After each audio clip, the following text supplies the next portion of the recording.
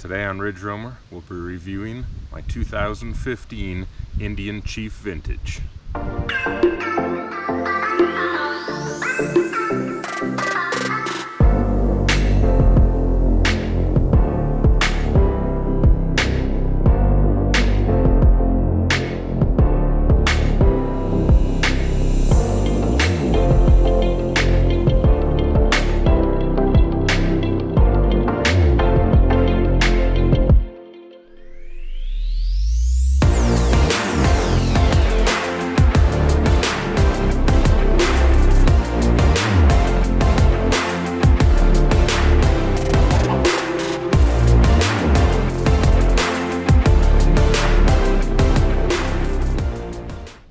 There's a couple of things that stand out to anybody that's familiar with Indian motorcycles. As far as a vintage is concerned, this one has hard bags instead of leather bags.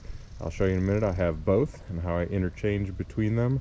This one has also been switched to the cast wheels used on the Springfield, Chieftain, and Roadmaster with black walls at the moment, primarily so that I can have a tubeless tire. A few other changes that we can see going around. I've got the Desert Dogs highway bar closeouts on at the moment. Starting to get a little chilly here in the morning. Rides into work, getting down into the 30s and low 40s. Got a set of Kuriakin highway pegs. Indian's lower wind deflectors, which make a huge difference. I've got a set of visors on the auxiliary lights. I've upgraded to a shorter flared windshield. That's from Freedom Shields. I have also put the Indian high flow air intake on and added the Indian Stage 1 exhaust with the Fishtails. Gives a little bit deeper note and gives you the option to run multiple tips, which I chose Fishtails for my vintage. Got the Pinnacle chrome passenger peg mounts, Kuriakin's upgraded one-piece bag hinges. I'm also running the Indian rider backrest.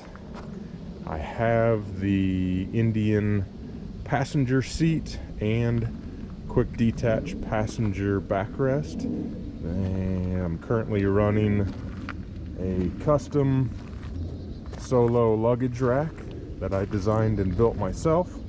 We'll go over that here in a little bit better detail as well. The Kuriakin license plate frame, Indian rear highway bars, couple little custom touches like the Air Force emblem and the Indian headdress on the tank. I'm also running the Captain Itch crotch cooler, just a way to contain a little bit of the heat coming off of that rear cylinder. It comes in contact normally with your inner thigh, helps control that a little bit.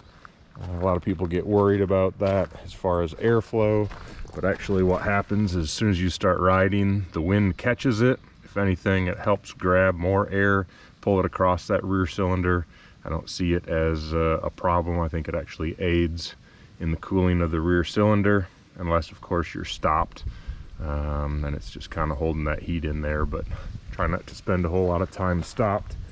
With the addition of the hard bags, I did add the power locks, and I've also added the Indian heated grips.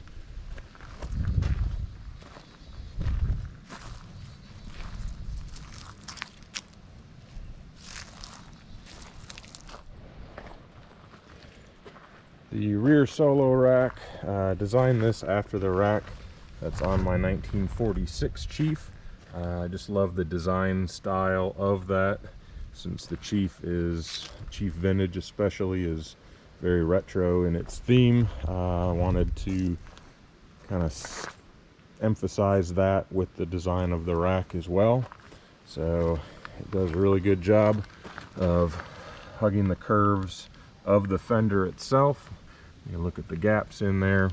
Runs 5 rods. Everything's chrome plated, and the way I designed it, it uses the same mounting points as the saddlebags, with those spools in there.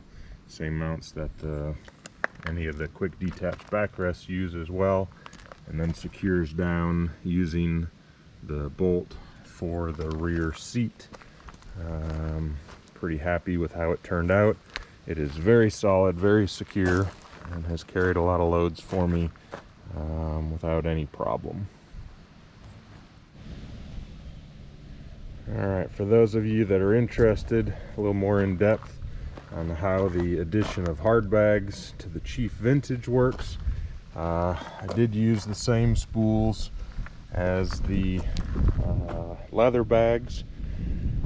I did change the exhaust to the exhaust that has the hard bag hangers on it.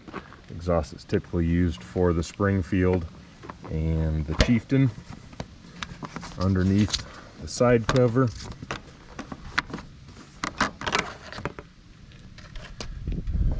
the wiring is already there for the hard bags, so when you get a set of hard bags, they're ready to plug in. Even though the Vintage isn't equipped with them, the wiring harness is the same as the Springfield. I bought these hard bags off of a Roadmaster that had been turned into a trike, so they didn't need the saddlebags, and I just had them painted to match my bike because it was actually came off of a blue and cream Roadmaster. So now I'll show you, once that quick connect plug is disconnected, this is how it works as far as changing out between the 2 bags.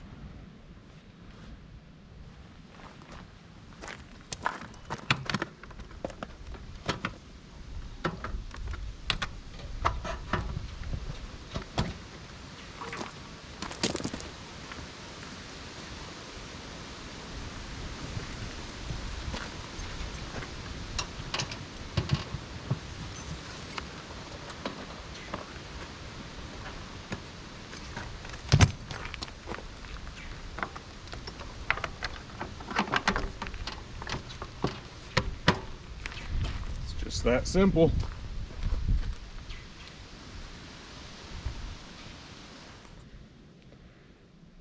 Alright, so I've swapped out the bags on both sides now. And we are back to the leather bags that come on the Vintage. Everything still flows together very well. I like both setups. I switch back and forth fairly frequently. You can see down in there, there are the bag mounts for the hard bags. With the fringe, it does a really good job of hiding those so they don't stick out and look ugly. So there it is with the leather bags.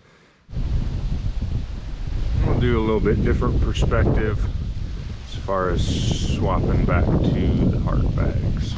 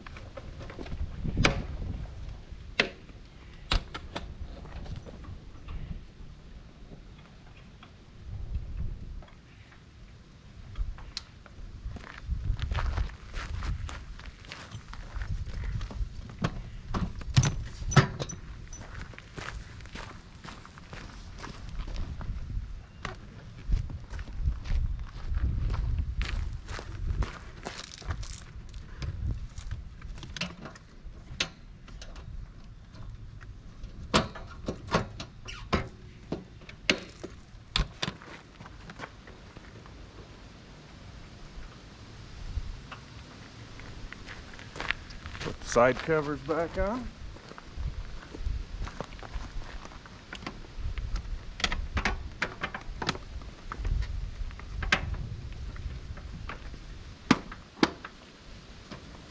And we're done.